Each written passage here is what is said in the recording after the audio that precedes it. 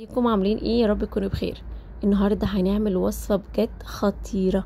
هنعمل بسكوت ال5 دقايق حرفيا، لا بياخد وقت بقى، لا في تحضير ولا في خبز ولا في اي حاجه من الحاجات دي. واحلى حاجه في الموضوع ان مش بياخد وقت في الفرن في الحر الرهيب ده. بجد بسكوته عبقريه فعلا، بسكوته ال5 دقايق غرقانه شوكليت من بره من جوه، خطيره. لو عايزين تاكلوا سناك كده سهل وسريع ويكون في نفس الوقت طعمه حلو قوي ومقرمش كده، لازم تجربوا البسكوت ده لانه بجد حلو جدا جدا. بصوا البسكوته مقرمشه ازاي، مقرمشه جدا وخفيفه، غرقانه شوكليت من بره وجوه، حلو قوي مع كوبايه نسكافيه فنجان قهوه، خطير، لازم تجربوه. الحلو كمان في الموضوع ان المقادير عندي كلها سهله وبسيطه وان شاء الله متوفره في البيت وتحط كلها كمان فوق بعض. قبل ما ابدا اشتغل بسخن الفرن على درجه حراره 180. عندي في طبق كبير هحط كميه من دي الشوفان، وهحط كاكاو خام بدون سكر، وهحط رشه صغيره من الفانيليا، وهقلبهم كويس مع بعض. كمان البسكوته دي ما فيهاش بقى ولا بيكنج باودر ولا خميره ولا اي حاجه من الحاجات دي خالص. هقلب المكونات الجافه كده كويس قوي مع بعض. بعد كده هحط بقى الدبس التمر. لو عايزين تحطوا بديل دبس التمر ممكن تحطوا عسل او سكر ستيفيا. وهقلب بقى، قبل ما اقلب هحط زيت جوز هند. بعد كده هبدأ بقى اقلب كده المكونات مع بعض. هقلبهم كده لغاية ما كل المكونات تندمج وتتجانس مع بعض، والدقيق والمكونات الجافة تختفي تماما. احنا ما بنعجنش فيه، احنا بس بنلمها عجينة وتكون كل المكونات تجانست كده مع بعض وتدخلت في بعض كده. لو حسيت، انا محضره جنبي معلقتين كبار من الحليب، لو حسيت ان العجينه بتاعتي ناشفه شويه محتاجه سائل، هحط معلقتين حليب. لو انا حاطه طبعا دبس التمر او عسل، لو انتم مش حاطين دبس التمر او عسل وحاطين سكر ستيفيا تحتاجوا كميه حليب اكتر، تحتاجوا مثلا من معلقتين ل4 معالق حليب، وبرده زودوهم معلقه معلقه لغايه ما تتكون معاكم كده عجينه. احنا ما بنعجنش، احنا لميناها بس.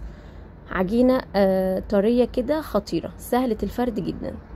على بقى على الكونتر بقى كده ممكن افردها، او على سيليكون. لو حسيتوا انها بتلزق شويه ممكن تفردوها على اكياس تلاجة او كمان ورق زبده زي المتوفر عندكم في البيت. هنفردها كويس كده، اشتغل فيها بسرعه بس عشان هي ما تجفش العجينه وتبقى سهله معانا احنا نشكلها. انا شكلتها على شكل نجوم او ممكن تشكلوها اي عايزين قلوب، اي تشكيل طبعا انتوا عايزينه. حطوا على صينيه مدهونه دهن زيت خفيفه جدا، ممكن تحطوها كمان على ورق زبده. عشان اعمل الصوص الخطير ده بقى حطيت كميه من الشوكليت دارك عليهم حليب، ودوبتهم على حمام مائي او في الميكرويف زي ما انتوا عايزين.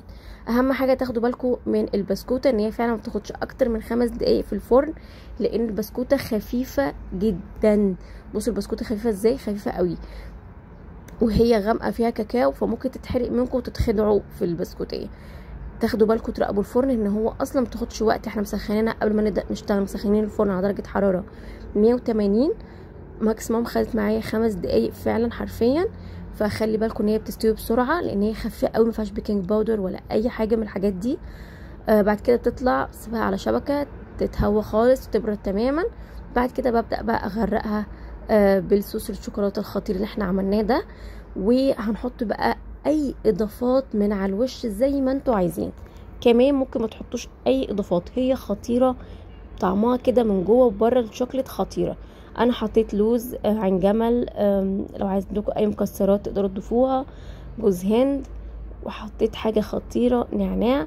تستغربوا شويه لكن بجد لو عندكم نعناع فريش حطوا، تبقى خطيره، طعمها حلو قوي.